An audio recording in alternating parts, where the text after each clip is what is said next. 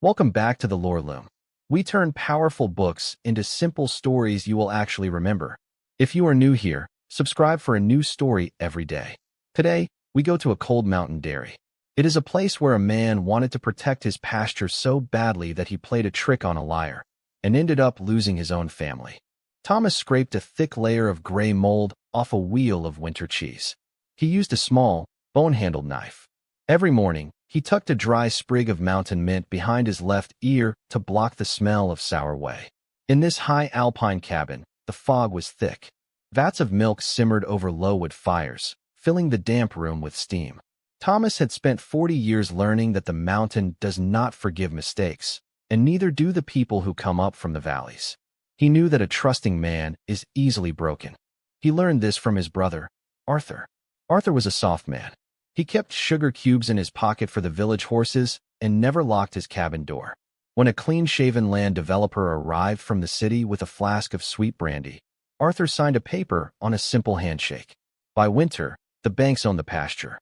Arthur died penniless in a rented room down in the valley, and Thomas had to watch the timber crews cut down his brother's birch forest, tree by tree. He swore no stranger would ever do that to his land. Gravel crunched. The carriage had arrived. A heavy black coach rolled out of the fog and stopped outside the cabin door. Thomas did not move. He simply adjusted the mint behind his ear and looked through a cracked pane of glass. His daughter, Martha, stepped down into the mud, pushing her mother's old silver-rimmed spectacles up her nose. After her came a city man in a heavy black wool coat.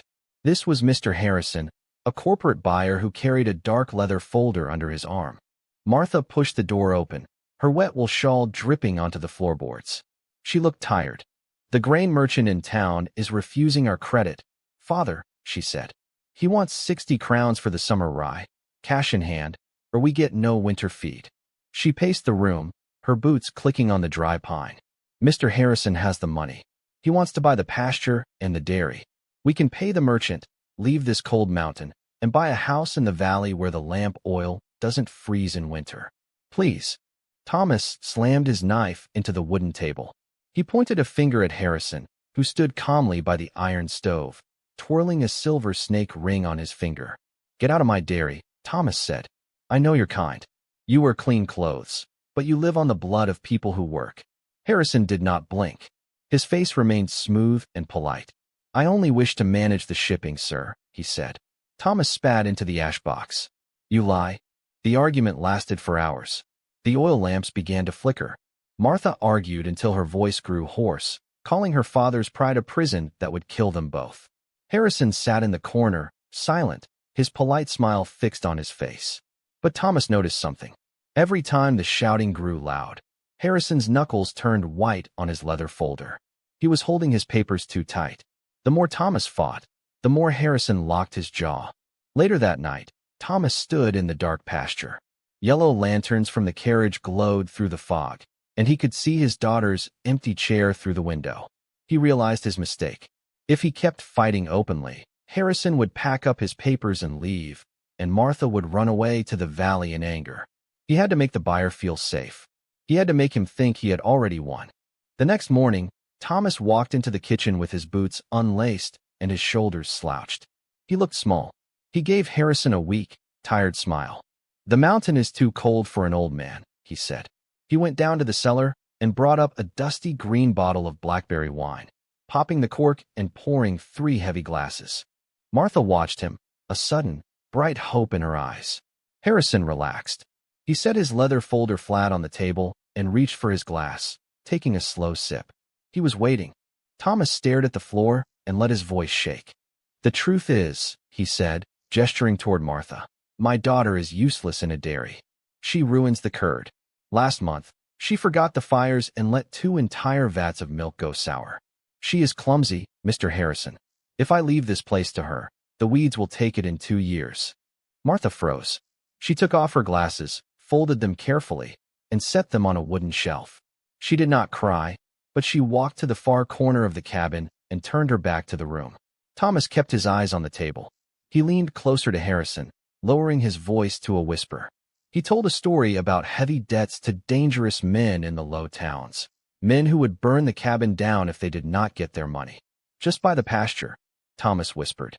Give me enough to slip away in the night. Harrison laughed. It was a loud, sharp bark that filled the small cabin. He poured himself more wine, spilling a red stain onto the clean pine wood, completely sure the old man was broken. You are smarter than you look, Harrison said, tapping his folder. We do not care about your cheese, old man. We are building a paper mill 3 miles down the valley. Next month, our crews will build a concrete dam across the high stream. The valley will dry up, but we will have our power. Your neighbors will have to buy their water from us. Thomas did not blink. He reached out and tapped twice on the wooden cheese hatch in the wall. The little sliding door opened. 2 local land magistrates, wearing heavy wool coats and copper badges, stepped out from the dark storeroom. They had heard every word. Under mountain law, blocking a shared stream was a crime that meant prison. The magistrates grabbed Harrison's folder and ripped his city permit down the middle. They gave him until sunset to get his carriage out of the valley, or they would lock him in a stone cell. Harrison's polite smile vanished. He grabbed his coat, ran out the door, and scrambled into his carriage. The driver hit the horses, and they disappeared into the thick fog. Thomas turned around, expecting to see Martha smile. The stream was saved. The pasture was theirs. But Martha was already at her wooden chest, wrapping her mother's brass candlesticks in a gray blanket. Her face was white. She would not look at him. It was a game, Martha, Thomas said. I had to make him believe me. Martha pulled the leather straps of her bag tight. You look me in the eyes, Father, she said. You did not just lie to him. You used the things I am ashamed of to make a stranger laugh. You can change your face whenever you want. I do not know which face is real. She picked up her heavy chest, walked out into the cold mist, and climbed onto a passing hay wagon heading down the mountain. Thomas stood alone in the quiet cabin. The copper vats were cold. The golden wheels of cheese sat safe on their shelves. He had kept his land, his pasture, and his independence. But as the cold mountain air blew through the open door, he looked at the empty chair across the table. He had saved his home, but he was entirely alone. This story is inspired by Robert Greene's book, The 48 Laws of Power, specifically Law 14, Pose as a Friend, Work as a Spy. Thomas played the part of a defeated ally to get Harrison to lower his guard. The lesson is simple. To see what someone is really planning, stop fighting them. Let them think they have already won. When Thomas argued, Harrison kept his plans locked away. But when Thomas pretended to give up, Harrison felt safe enough to reveal his true goal. We know that books are highly valuable, but finding time to read them can be hard. That is why we do the work for you, turning major books into simple, dramatic stories that stay in your mind. If you want to keep learning these lessons without spending hours reading, subscribe to the Loom and hit the notification bell. Which part of today's story stood out to you the most? Let us know in the comments below. See you in the next story.